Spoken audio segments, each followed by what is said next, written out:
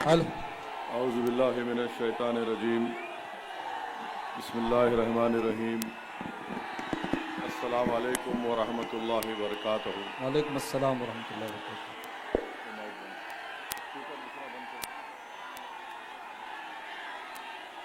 मोअज़्ज़िज़ हाज़िरीन इकराम, बुज़ुर्गान कौम और मिल्लत, मेरी इज़्ज़तदार माँ और बहनों, गयूर नौजवान साथियों, शहनशीन बतशरीफ़ फरमा मोहतरम जनाब इम्तियाज़ जलील साहब, सदर महाराष्ट्र मजलिस इत्तेहादुल मुस्लिमीन व साबिक़ा रुकन असम्बली व साबिक़ा रुकन parliament, general secretary Sameer Sajid साहब, शफ़ीउल्लाह साहब जो मगरबी महाराष्ट्र के कोऑर्डिनेटर हैं, इमरान साहब जो कोल्हापुर के कोऑर्डिनेटर हैं, शाहिद पीरज़ादा साहब जो मीरज के कोऑर्डिनेटर हैं, जनाब इनामदार साहब जो सांगली के कोऑर्डिनेटर हैं, इलियास भाई, मोअज़्ज़िज़ हाज़िरीन इकराम, अज़ीज़ दोस्तों और बुज़ुर्गों, आप तमाम का बेहद शुक्रिया कि आपने अपना कीमती वक्त निकाल कर आज के इस मजलिस इत्तेहादुल मुस्लिमीन के जलसे आम में शिरकत की।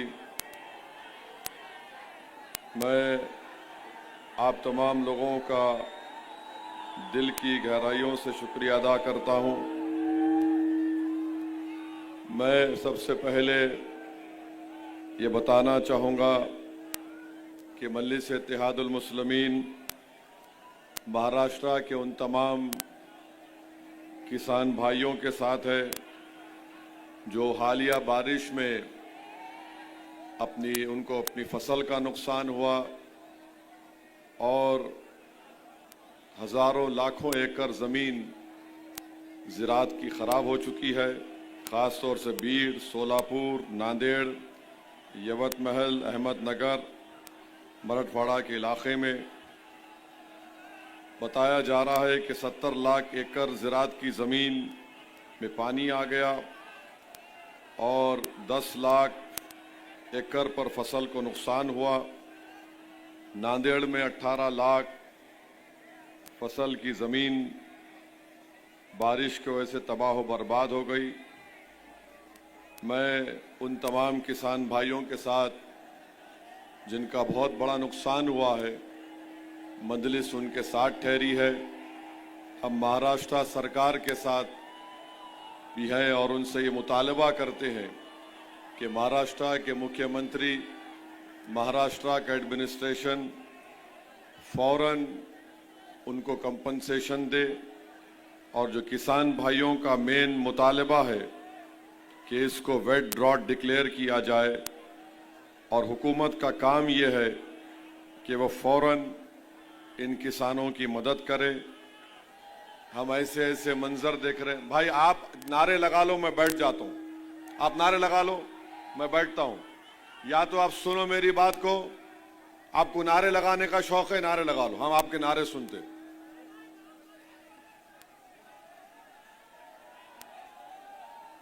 ये कौन है? हट जाओ वहां से। इधर आओ, ए बाबू पीछे आओ तुम लोग। अब जो भी नारा लगाएंगा मैं बैठ जाऊंगा जाके। आ जाओ, आप इधर आ जाओ, आ जाइए, इधर आ जाइए। आ जाओ, छोड़ दो उनको।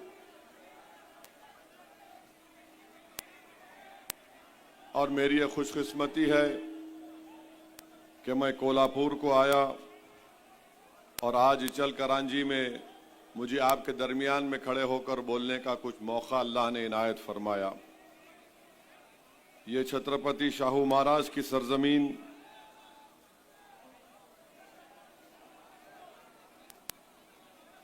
ये छत्रपति शाहू महाराज की सरजमीन जिन्होंने अनटचेबिलिटी का खात्मा किया, जो महात्मा फूले की फिक्र से मुतासिर हुए, जिन्होंने 1912 में बुनियादी तालीम का आगाज़ किया और फिर 1917 में उसको फ्री कर दिया। 50% रिजर्वेशन तालीमी इदारों में और हुकूमत में उन्होंने नाफिज किया दलित, ओबीसी, मुसलमान माइनॉरिटीज़ के लिए। और बाबा साहेब अम्बेडकर को संविधान में रिजर्वेशन का आइडिया बाबा साहब को यहीं से मिला। 1920 मई में छत्रपति शाहू महाराज ने all India backward class conference मुनक्कद की और बाबा साहेब अम्बेडकर से कहा कि इसके चेयरमैन आप होंगे। और 1906 में मोहम्मदन एजुकेशन सोसाइटी का क़याम अमल में लाया। छत्रपति शाहू महाराज की सोच और फिक्र से तिलक और श्रीपत अमृत दांगे जो कम्युनिस्ट पार्टी ऑफ इंडिया के फाउंडर थे वो परेशान थे और बाबा साहेब अम्बेडकर ने उनको समाजी जमहूरियत का सुतून करार दिया था छत्रपति शाहू महाराज को। मैं आपको ये भी बताना चाहूँगा कि मजलिस इत्तेहादुल मुस्लिमीन आने वाले बल्दिया के इंतखाबात में आजरा में मुकाबला करेगी, इचल करांजी में मुकाबला करेगी, कोल्हापुर में मुकाबला करेगी और कुरुन वार्ड में भी इंशाअल्लाह ताला हम लोग इलेक्शन में हिस्सा लेंगे। मेरे अजीज दोस्तों और बुजुर्गों, मैं आपको ये बात बताना चाह रहा हूं कि हमारे वतन अजीज में हम देख रहे हैं कि पहलगाम का हमला हुआ, जहां पर हमारे 26 भारत के सिटीजन्स को, नागरिकों को पाकिस्तान से आए हुए टेररिस्ट ने उनको सिर्फ इस बुनियाद पर गोली मारकर उनकी जान ले ली, उनके परिवार और उनकी बीवियों के सामने, कि उनका मजहब हिंदू थे, हिंदुइज्म था। हम तमाम ने उसकी मजम्मत की। फिर ऑपरेशन सिंदूर हुआ, हम तमाम ने हमारी बहादुर फौज का पूरा सपोर्ट किया, उनके साथ हम खड़े रहे। मगर सवाल ये पैदा होता है कि हम जानते हैं कि ऑपरेशन सिंदूर कामयाब हुआ और मैंने पार्लियामेंट में खड़े होकर मुबारकबाद दी, मगर पाकिस्तान की तरफ से जो शेलिंग हो रही थी उसमें एक मस्जिद के इमाम साहब की भी मौत हुई, 2 जुड़वा बच्चों की मौत हुई, सिख गुरुद्वारे को तबाह किया गया, एक मंदिर पर भी हमला हुआ, उनकी शेलिंग में नुकसान हुआ। फिर ऑपरेशन सिंदूर हुआ, हमने मुंह तोड़ जवाब दिया ब्रह्मोस मिसाइल से, हमने आतंकवादियों के हेडक्वार्टर्स को तबाह बर्बाद कर दिया। सवाल ये पैदा होता है कि आखिर बीजेपी पाकिस्तान से जब उनका 80% पानी हम रोक चुके हैं, उनका प्लेन भारत की एयर स्पेस में नहीं आ सकता, पाकिस्तान की रजिस्टर्ड शिप या कश्ती भारत के पानी टेरिटोरियल वाटर्स में नहीं आ सकती। हम ट्रेड बंद कर दिए, डायरेक्ट इनडायरेक्ट ट्रेड। ये बात अब तक मुझे समझ में नहीं आ रही है कि आखिर हमने ये क्रिकेट मैच खेला क्यों, क्रिकेट मैच खेलने की वजह क्या है। एक बात याद रखिए, हम भारत की क्रिकेट प्लेयर्स पर कभी तनकीद नहीं करेंगे, वो बेहतरीन खिलाड़ी है। हम जब इंग्लैंड में इंग्लैंड को हरा दिए, ये पाकिस्तान तो चूचू का मुरब्बा है क्रिकेट मैच में। सवाल क्रिकेट प्लेयर से नहीं है, सवाल भारत के प्रधानमंत्री से है, वजीर आजम से है कि आपने कहा था मोदी जी कि खून और पानी एक साथ नहीं जाएगा, बातचीत और आतंकवाद एक साथ नहीं होगा। तो फिर 26 भारत के लोगों को पहलगाम में मारकर चले गए और आप खुद कह रहे हैं कि ऑपरेशन सिंदूर जारी है, तो फिर हमने क्रिकेट मैच क्यों खेला? तो बीजेपी के लोग बोलते कि नहीं नहीं हम बाइलैटरल नहीं खेलेंगे, ये बाइलैटरल नहीं है।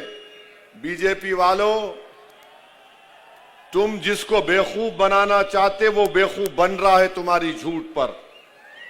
ये इंडिया और पाकिस्तान का इंडस वाटर ट्रीटी बाइलैटरल नहीं है तो क्या है बताओ? जब तुम पानी बंद कर सकते तो तुम क्रिकेट मैच क्यों खेल रहे? नहीं हमारा फुला है। अरे अगर एक एशिया कप नहीं खेलते हम तो कौन सा आसमान सर पे गिर जाता? और इतनी बेशर्मी के साथ बीजेपी वाले बोल रहे हैं नहीं नहीं हमारा कैप्टन हाथ नहीं मिलाया, 20 ओवर इन्हों खेलेंगे, 20 ओवर उन्हों खेलेंगे, बाद में पाकिस्तान T20 खेलने के लिए टेररिस्ट हमारे देश में भी जाएगा और आप उसको अलाउ करेंगे और ये बोलेंगे कि हाथ नहीं मिलाए। सवाल हाथ नहीं मिलाने का नहीं है, सवाल यह है कि तुम खेले क्यों? भारत के 26 लोग जो मर गए उनकी जान की कीमत क्या है बताओ आरएसएस बीजेपी वालों? 26 भारत के नागरिक की जान की कीमत क्या है? 100 करोड़ है, 200 करोड़, 300 करोड़, कितना फायदा क्रिकेट खेलने से हुआ बताओ? इसका जवाब नहीं है। और अफसोस की बात यह है कि हमारे मुल्क के वजीर आजम नरेंद्र मोदी कल सोशल मीडिया पे लिखते हैं 3-0 ऑपरेशन सिंदूर। मोदी जी, बाज वक्त ऐसा लगता है कि ज़ईफी आप पे गलबा हासिल कर रही है।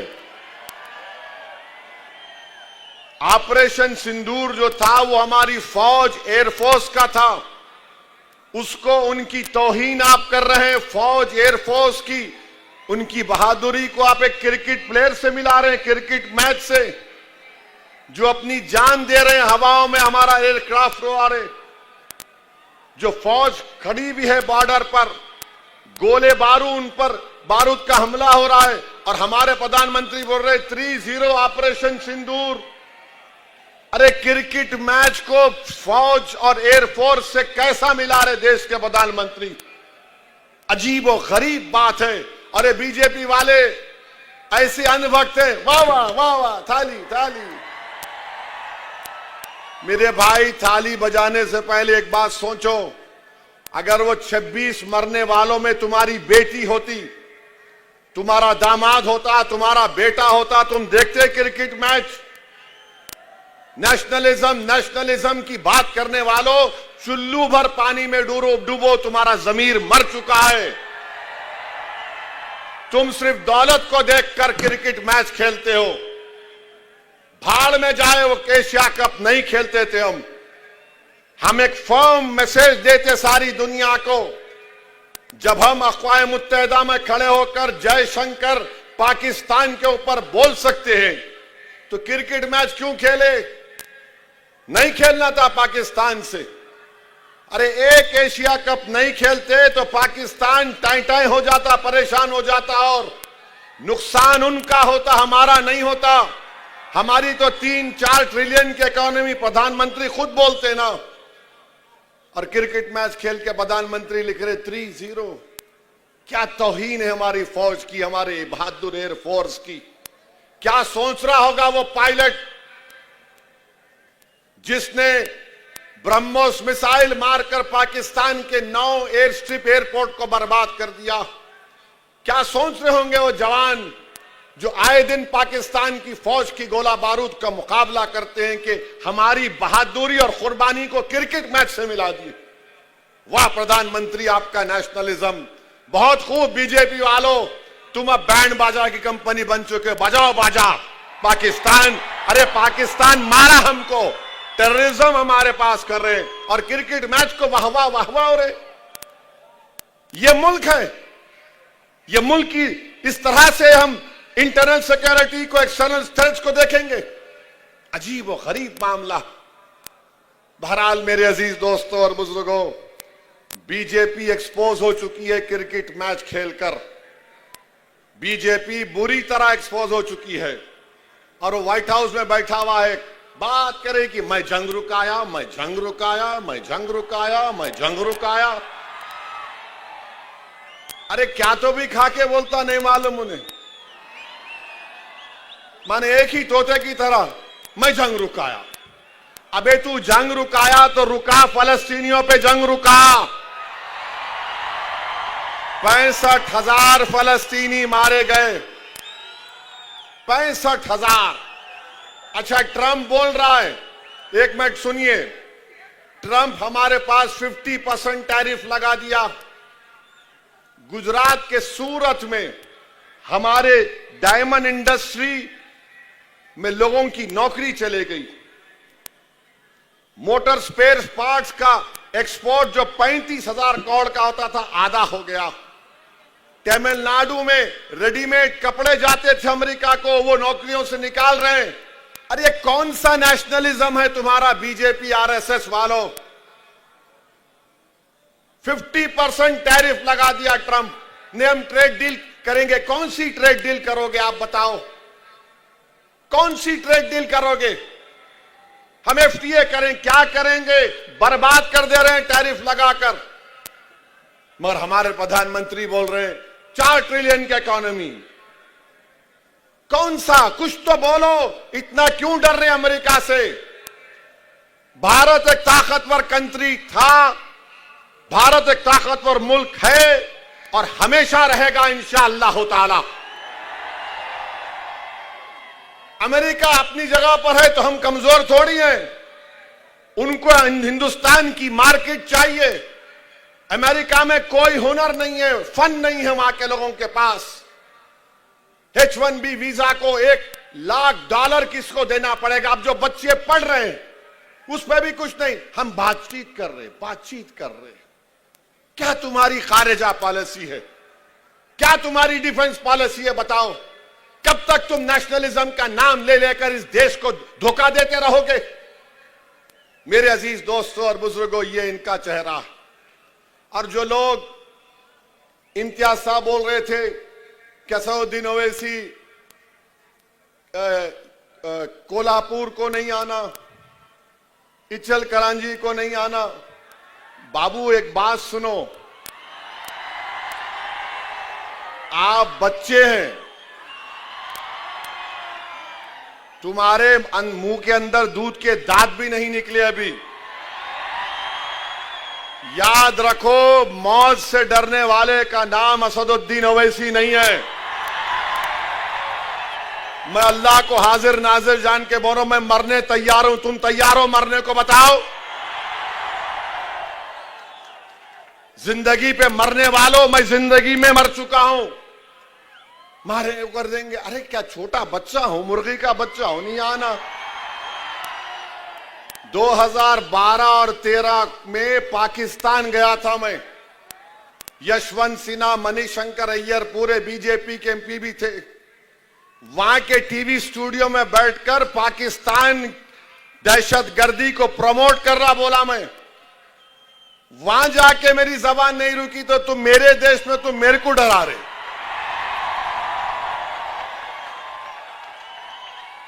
अभी दूध पियो बॉटल से, ये उम्र नहीं है तुम्हारी। हम तुम्हारे बड़ों से मुकाबला कर रहे, बच्चे बीच में नहीं आना। ये क्या तमाशा है भारत का? नहीं ये नहीं आना। आते क्या करते? ये कोई बात है? अच्छा हम यहां पे हम पहुंचे, हमको लव लेटर मिल गया है 169 BNSS हजरत पुलिस हमको दे दी। हम समझे हमारे ससुरे हैदराबाद में ससुराल, यहां भी निकला। अब ये तो कोई हेट स्पीच नहीं होंगी, नाराज तो नहीं होंगे हमारे पुलिस के इंस्पेक्टर साहब जो हमारे को लव लेटर दिए। नहीं, आप हेट स्पीच नहीं देना। हेट स्पीच कहां दिया मैं? हेट स्पीच जो दे रहे उसमें तो आप कुछ नहीं कर रहे। आपके मुंह में दही जमा हुआ है जो गाली दे रहा रोज। आप उसको तो बोलते ही नहीं। क्या क्या नहीं बोलते रोज वो लोग, कुछ बोलते ही नहीं। वो जो एनिमल प्रोटेक्शन के नाम पर पूरे कुरैश बरादरी के कारोबार को बर्बाद कर दिया, उनको कुछ नहीं करते आप। नहीं, आप नहीं देना हेट स्पीच। अरे भाई साहब, मैं 2 मर्तबा का एमएलए हूं, 5 मर्तबा का मैं एमपी हूं, उसके बावजूद भी आप हमको नोटिस दे रहे। अब मैं घर को जाऊंगा तो मेरी बीवी को मालूम होगा कि यहां लव लेटर मिला, तो मेरी बीवी का क्या हाल होगा, सोचो इंस्पेक्टर साहब आप।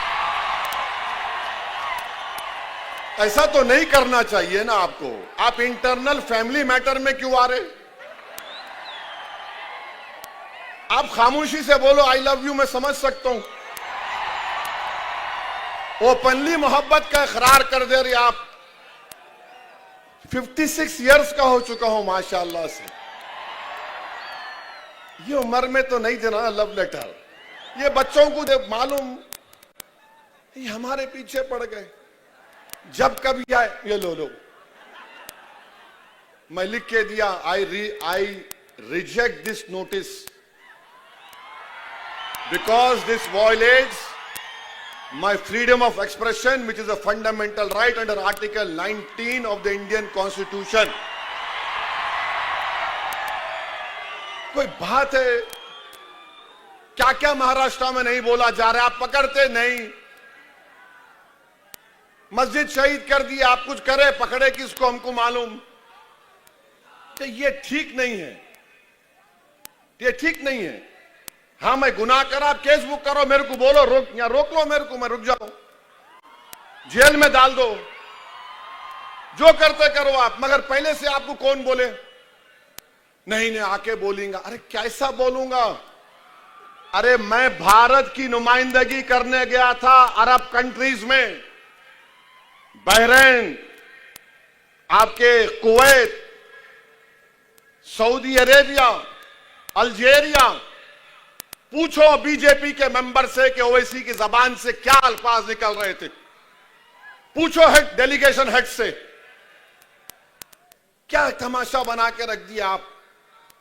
आप मेरे को नोटिस देकर आप अपने इकबाल को कम कर रहे हैं। मेरा इकबाल कम नहीं होता, अल्लाह मुझे और इज्जत देगा इंशाअल्लाह ताला।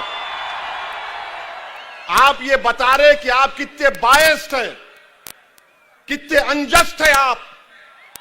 रूल कानून का इतलाक सिर्फ मुझ पे होगा, दूसरों पर नहीं होगा। कानून तो सबके लिए है, दूसरों पे नहीं होगा इस्तेमाल। नहीं, एक शेरवानी टोपी दाढ़ी वाला पहन के आ रहा, उसको नोटिस देंगे, दो। फिर सुनो मैं क्या बोल रहा हूं। सो इस पे केस बुक करते, बुक करो, ले जाके जेल में डालते, डाल दो। मैं मरने को तैयार हूं इस कास्ट के लिए, इन गरीबों के लिए। मेरी जबान ना जुल्म से खामोश होगी, मेरी जबान ना जबर से खामोश होगी, मेरी जबान ना गोलियों से खामोश होगी। हां, मौत मुझे खामोश कर सकती है, मगर मुझे यकीन है कि इंशाअल्लाह ताला मैं जमीन में अंदर चला भी जाऊंगा, मगर जो सोच और फिक्र इन नौजवानों को दे के जाऊंगा वो मुझसे ज्यादा काबिल होंगे। याद रखो, पुकार पुकार कर मेरा पैगाम लेके जाएंगे। अजीब मामला है मेरे अजीज दोस्तों और बुजुर्गों। और ये जो पोस्टर निकाला गया है नबी करीम सल्लल्लाहु अलैहि वसल्लम के बारे में, मैं नौजवानों को बोल रहा हूं, अगर आप मोहम्मद सल्लल्लाहु अलैहि वसल्लम से मोहब्बत करते हैं, कितने लोग आई लव मोहम्मद बोलते? हाथ उठाओ। आप लोग पूरी 5 वक्त की नमाज पढ़ रहे? सही सही बोलो, अल्लाह उसका रसूल देख रहा। झूठ बोलते या सच बोलते? कितने शादीशुदा लोग अपनी बीवी पे हाथ उठाते? बोलो।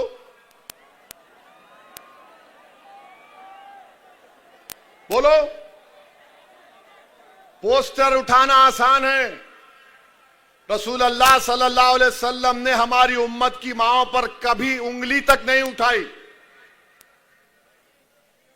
याद रखो, ये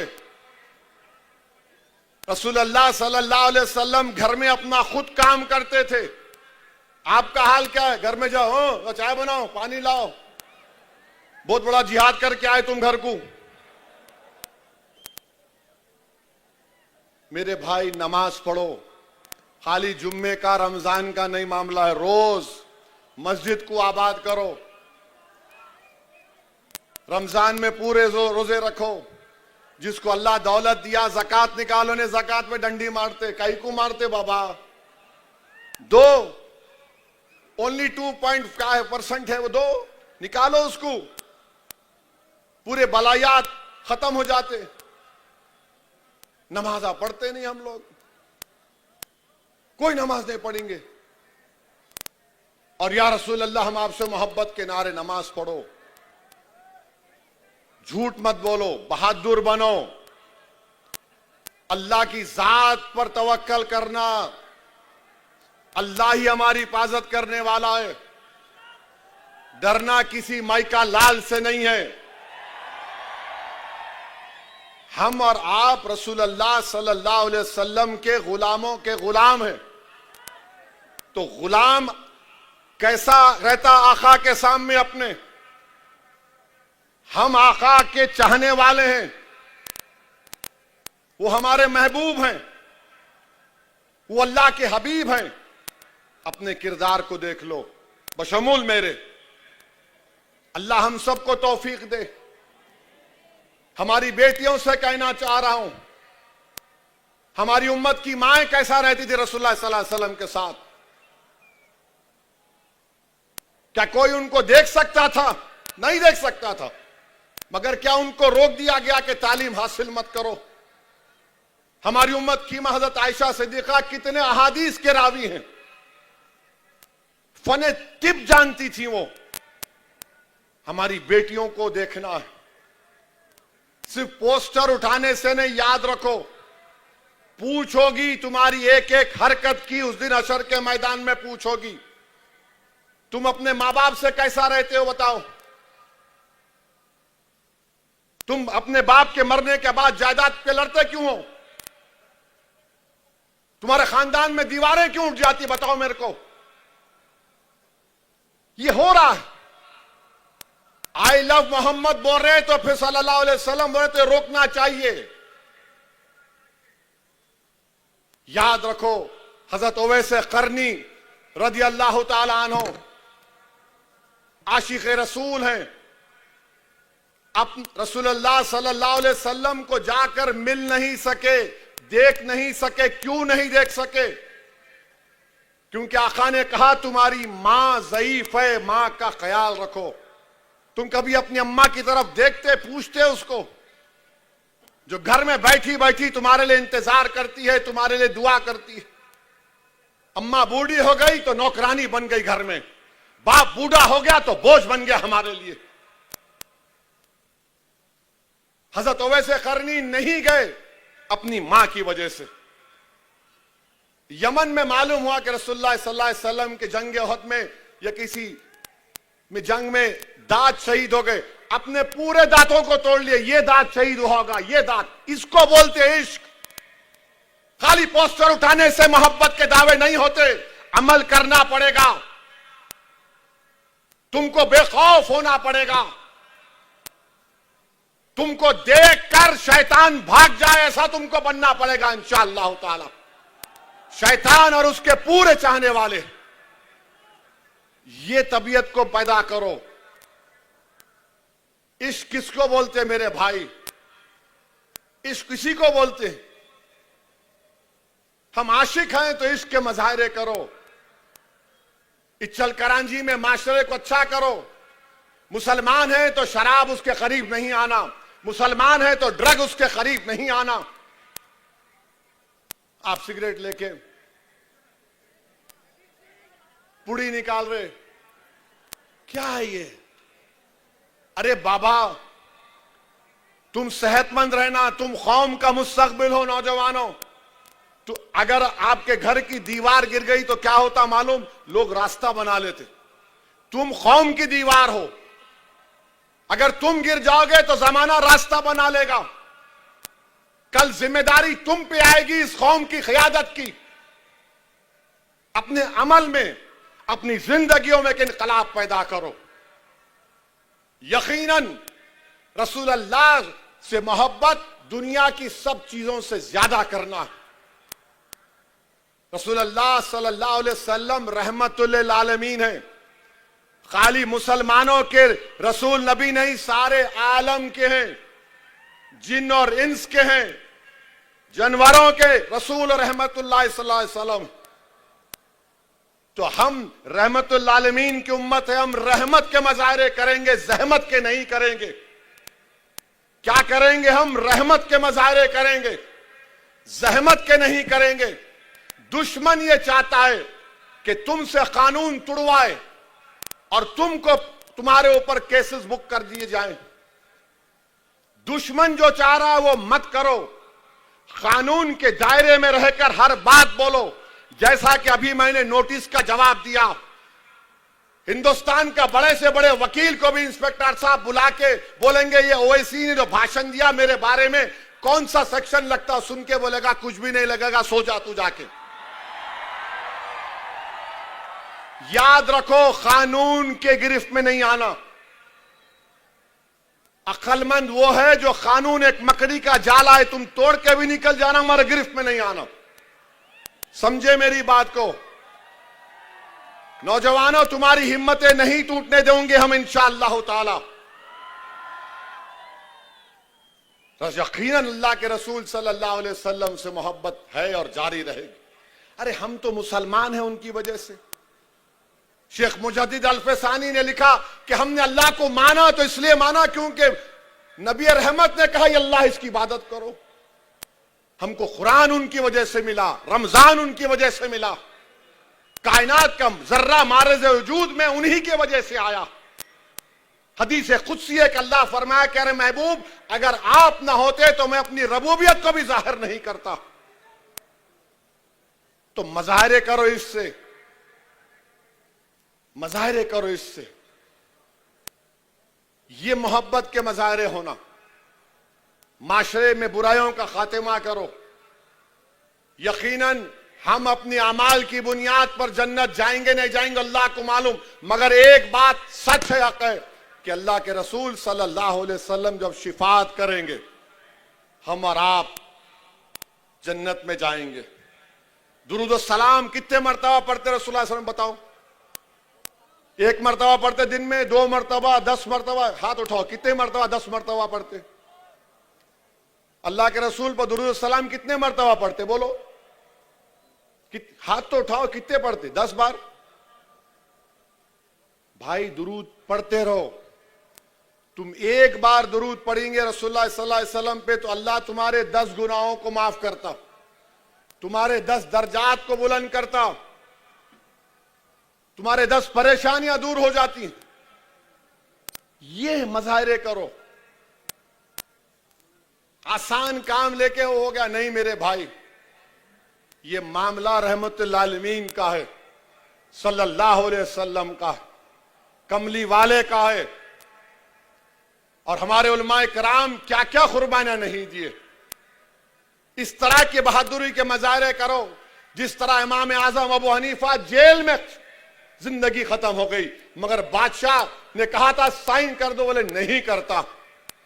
इमाम अहमद बिन हंबल को कोड़े मारे जाते थे कि बोल दो कुरान अल्लाह का कलाम नहीं है। आपने कोड़ों को बर्दाश्त किया मगर कहा यह अल्लाह का कलाम है। इमाम मालिक रहमतुल्लाह अलैह मदीने में अगर कोई आके सवाल पूछता कि रसूल अल्लाह सल्लल्लाहु अलैहि वसल्लम की हदीस बयान करो, उसको बिठाते, वजू करके आते, खुशबू लगाते। लोग पूछते कि मामूली सवाल पर आप नए कपड़ा नहाकर नहीं आते? बोले नहीं, रसूलुल्लाह सल्लल्लाहु अलैहि वसल्लम की हदीस बयान करो। अदब रखो, याद रखो, ये मामला बड़ा नाजुक है, ये मामला बड़ा नाजुक है नौजवानों। और जब पोस्टर लेके जा रहे तो फेंकना नहीं जमीन पे। किसी का नाम मोहम्मद नहीं था, मेरे नबी के नाम से पहले पूरी कायनात में। उस पोस्टर को उठा के रखो, अपने सीने से लगा के रखो, घर में चिपका कर रखो। समझो इस चीज को नौजवानों, तुमको बुरी लग रही होगी मगर मैं अपना हक अदा कर रहा हूं। कल मैं हशर के मैदान में तो जिम्मेदार नहीं होऊंगा कि तुमने क्या किया था रहते। मैं तो बोल रहा हूं, मैं अपनी जिम्मेदारी को निभाने की कोशिश कर रहा हूं। नौजवानों, कानून के गिरफ्त में मत आओ। तुम्हारी जिंदगी हमारे लिए बड़ी कीमती है। नौजवानों, तुम्हारी हिफाजत करना ऐसा है कि हम अपने औलाद की हिफाजत कर रहे हैं, कि तुमको ताकतवर बनाना है, तुमको कॉन्फिडेंस दिलाना है, तुमको हिम्मत दिलाना है, ताकि कल तुम खड़े होकर इन वक्त के फिरौन और जालिमों से मुकाबला कर सको। करेंगे ना आप लोग? करेंगे ना आप लोग? इंशाअल्लाह बोल के घर को जाके सुबह की फजर की नमाज गोल नहीं करना। आप घर को जाके इशा पढ़ो, मेरे को भी पढ़ना है। नमाजों की पाबंदी करो। तुम्हारे चेहरों का नूर देखकर अखियार बोलना कि ये गुलाम रसूल सल्लल्लाहु अलैहि वसल्लम जा रहा है, ये गुलाम रसूल जा रहा है, ये मोहम्मद सल्लल्लाहु अलैहि वसल्लम का उम्मती जा रहा है। तुम्हारे से अगर कोई हाथ मिलाए तो तुम्हारे हाथ में वो तासीर अल्लाह पैदा कर दे कि तुम्हारे हाथ मिलाने से उस आदमी का गुस्सा और नफरत ठंडी पड़ जाए। होता ये, देखो मैं आसमानों की उस बात नहीं, कि होता ये।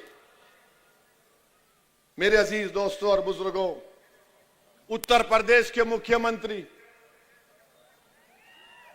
बरेली के वाकया हुआ, बरेली का वाकया हुआ तो बोले हम सिखा दिए वो करे। अरे मुख्यमंत्री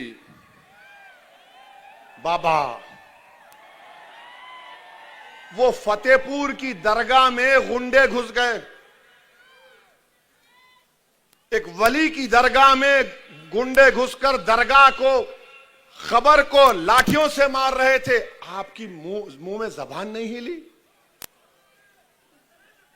खाली बरेली में क्या हुआ वो याद रहा आपको?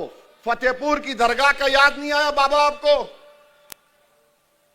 उस पे भी कुछ बोल देते, नहीं बोले, क्योंकि मारने वाले इनके मित्रों थे। अजीब मामला है, दोहरा रवैया, दोहरा रवैया का यही तो हमारा गुस्सा है। वो दरगाह पे हमला हुआ, कुछ नहीं, वो बरेली में हुआ, वाह मैं ऐसा कर दूंगा, मैं वो कर दूंगा। एक बात याद रखो, दुनिया जब तक कायम रहेगी अल्लाह के हुक्म से, हम कट जाएं मर जाएं, मगर कभी खत्म होने वाले नहीं हम इंशाअल्लाह ताला। हम कट जाएंगे, तुम्हारी गोलियों का शिकार हो जाएंगे, तुम्हारे तशद्दुद की वजह से हमारे घर बार जल जाएंगे, मगर खत्म होने वाले नहीं है, याद रखो। अगर खत्म हो जाते तो फिर करबला के लोग अब तक जिंदा हैं, इमाम हुसैन जिंदा है, अहले बैत जिंदा है, और यजीद मलून मुर्दा है। जुल्म करने वाले खत्म हो जाते और हक का परचम उठाने वाले अल्लाह उनके नाम को जिंदा रखता। तो आपको और हमको डरने की जरूरत नहीं है। फिरौन भी बड़ा दावा करता था कि मेरी हुकूमत है, नमरूद भी बड़ा दावा करता था मेरी हुकूमत है, मैं आग में इब्राहिम को डाल दूंगा। दुनिया ने देख लिया कि नमरूद की हुकूमत खत्म हुई, फिरौन की हुकूमत खत्म हुई, यजीद पलीद खत्म हो गया। ये जुल्म करने वालों की थोड़े दिन बाकी है, अल्लाह जानता। मगर अपनी हिम्मतों को बुलंद रखिए, डरने और घबराने की जरूरत नहीं है। और जब कभी भी परेशानी आती है तो थोड़ी देर के लिए सोचो गाजा के फलस्तीनी क्या कर रहे होंगे। 65,000 मर चुके हैं, 65,000। और मां बोलती है बेटे की जनाजे के सामने खड़े होकर, बेटा मैंने तुझे बैतुल मुकद्दस मस्जिद अक्सा के लिए शहीद किया, जा रसूलुल्लाह सल्लल्लाहु अलैहि वसल्लम को मेरा भी सलाम पहुंचाना। बाप बेटे की लाश को देखकर कहता है, छोटे बच्चों की लाश को बाप कहता है, या अल्लाह तेरे हक के लिए मैं कुर्बान कर दिया। और गूगल पर जाकर देखो 65,000 गाजा में मर गए, एक आदमी भी खुदकुशी नहीं किया, एक भी खुदकुशी नहीं किया। आजकल तो साइकियाट्रिस्ट सबको बेवकूफ बना रहे। और यहां हम देखे तो अरे ऐसा हो गया, अरे वैसा हो गया, अरे मर्द बनो, हिम्मत वाले बनो। कुछ नहीं होता, अल्लाह हमारे लिए काफी है। हस्बुनल्लाहु व निअमल वकील, अल्लाह हमारे लिए काफी है। अरे मसाइब के तूफान आएंगे, मगर जो सबर और साबित कदम रहेगा और हिम्मत नहीं छोड़ेगा, तुमको दुनिया में इज्जत या फिर कोई तकलीफ मिली होगी, मगर इसका अजर अल्लाह हशर में देगा। अल्लाह तुम्हारा हमारा इंशाअल्लाह ताला उसका अजर हशर के मैदान में देगा। और हम मोहम्मद सल्लल्लाहु अलैहि वसल्लम के उम्मती हैं।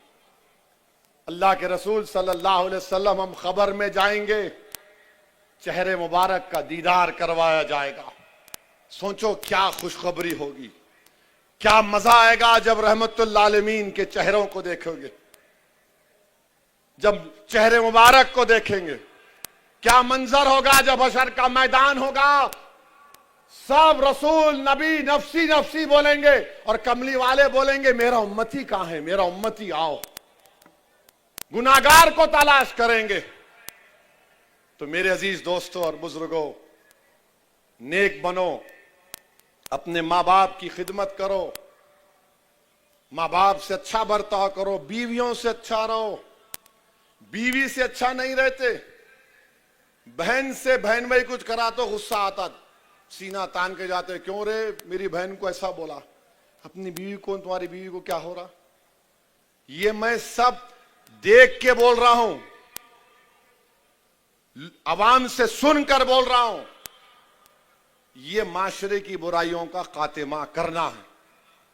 किसी से नहीं डरना, ना बाबा से डरना, ना मोदी से डरना, ना अमित शाह से डरना, ना शिंदे से डरना, ना फडणवीस से डरना, किससे भी नहीं डरना सिवाय अल्लाह से।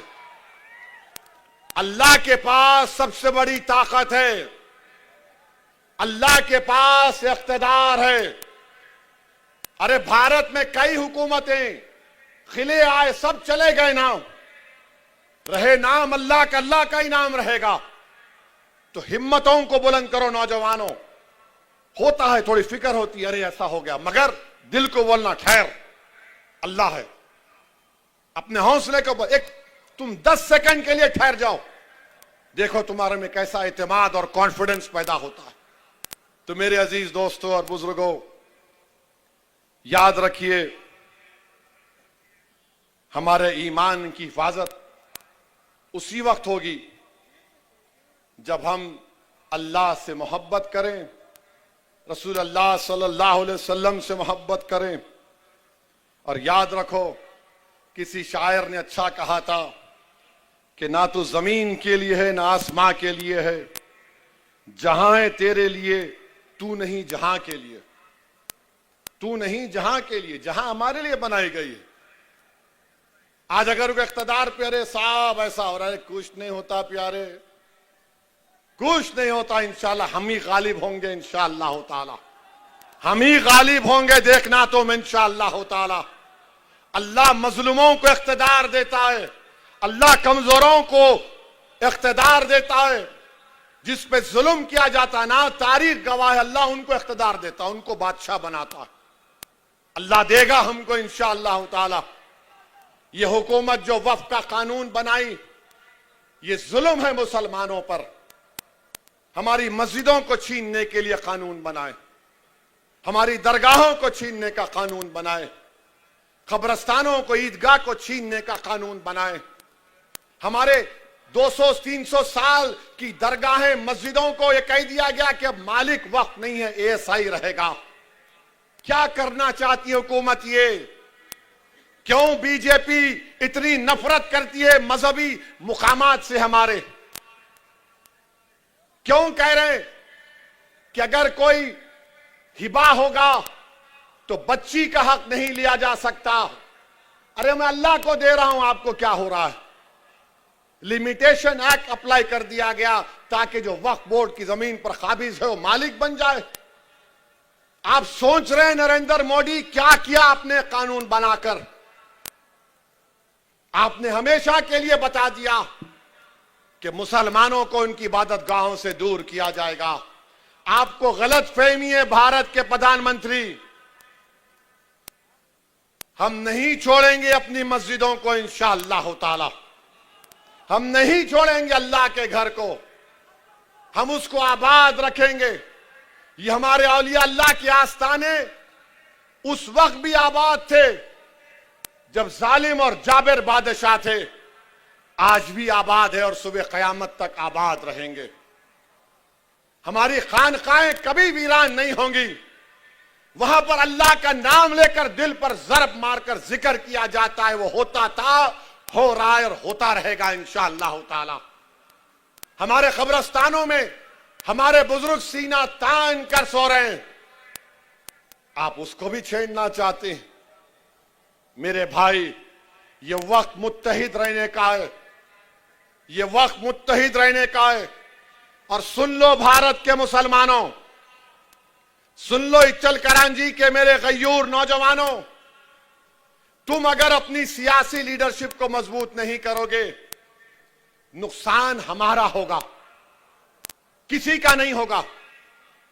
सियासी लीडरशिप बनाओ। बल्दिया का इलेक्शन आएगा, 1 होकर वोट डालो। एक एमपी था महाराष्ट्र में, इम्तियाज जलील, पूरे मिलके इम्तियाज जलील को रोकने के लिए कोशिश किए। शिंदे, शरद पवार, अजीत पवार, फडणवीस, सब बोले तेरा मेरा झगड़ा बाद में, पहले इम्तियाज को बिठाना है। पूरे बैठ गए एक साथ। एक एमपी नहीं है मुसलमानों का महाराष्ट्र से। 14% की आबादी है। डेमोक्रेसी की बात करने वालों, तुम झूठ बोल रहे हो, तुम झूठ बोल रहे हो। डेमोक्रेसी में अगर सबसे बड़ी अकलियत की आवाज नहीं होगी भारत के पंचायत में, तो क्या है? तेवी जीत के आएंगे खाली। और मुझे नोटिस दी जाती हेट स्पीच की। भारत की पार्लियामेंट में आबादी के लिहाज से कम 55-60 मुस्लिम एमपी होने चाहिए। कौन कर रहा है? हम सिर्फ वोट डालने वाले बन गए। इलेक्शन आया, सेकुलरिज्म जिंदा रखो, वोट डालो और घर में जाके सो जाओ। मजलिस क्या कह रही है? पॉलिटिकल लीडरशिप बनाओ, वोटर मत बनो, सिटीजन विथ राइट्स बनो। सिटीजन विथ राइट्स बनो। वोटर बन गए तो सिर्फ वोट डाल के भूल जाओ। इचल करांची में पावर लूम है, आपके बरखी का, बिजली का रेट बढ़ गया, कोई फिक्र नहीं। पावर लूम इंडस्ट्री बर्बाद हो रही है। तो सिटीजन विथ राइट्स बनो, ये मेरे हुकूक है। मैं सिर्फ वोट डालने वाला नहीं बनूंगा। और तुम कैसे बनोगे? तुम अगर ये so called political secular parties को वोट दोगे, तुम जाके नहीं पूछ सकते। तुम मजलिस पार्टी को वोट दोगे तो तुम आके असदुद्दीन ओवैसी का हाथ पकड़ के पूछ सकते, मेरा काम होता नहीं होता, मेरा काम आप करेंगे नहीं करेंगे। ये आपकी आवाज है। याद रखो, पॉलिटिकल लीडरशिप बनाओ। वो जरांगे पाटिल खाली एक धरना बैठा 2 दिन 3 दिन, पूरा हुकूमत सामने आ गई उसके। आप खाली नारे मारेंगे, खव्वाल है, क्या है? कुछ असर होगा नहीं होगा। ताकत यही है कि तुम मुत्तहिद रहो।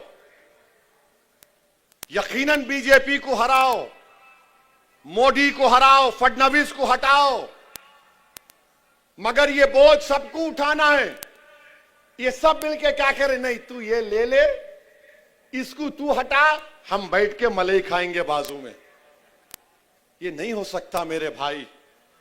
नौजवानों, देश का मुस्तकबिल आप हैं। आपको उठना पड़ेगा, तभी हमको कामयाबी मिलेगी। इचल करांची में बहुत से मसाइल हैं। आप मजलिस के उम्मीदवारों को कामयाब करिए, इंशाअल्लाह ताला हम पूरे काम करवाएंगे। तो आने वाले इलेक्शन में आप पतंग के निशान पर वोट देंगे नहीं देंगे? नहीं नहीं, दम नहीं है तुम्हारी आवाज में। हमारी मां और बहनें भी हाथ उठा सकती। किसको वोट देंगे? और आजकल अजीत पवार बहुत ज्यादा है, उनके पार्टी के लोग वो ज्यादा ही बोल रहे हैं। ठीक है, सबके मुंह में जबान है, याद रखो, और मेरे मुंह में ज्यादा बड़ी लंबी जबान है। पतंग को वोट देंगे? पतंग को वोट देंगे? तो फोन की लाइट खोल के बताओ, पतंग को वोट देंगे? खोलो फोन, बोलो, पतंग को वोट देंगे? पतंग को वोट देंगे? मजलिस को कामयाब करेंगे?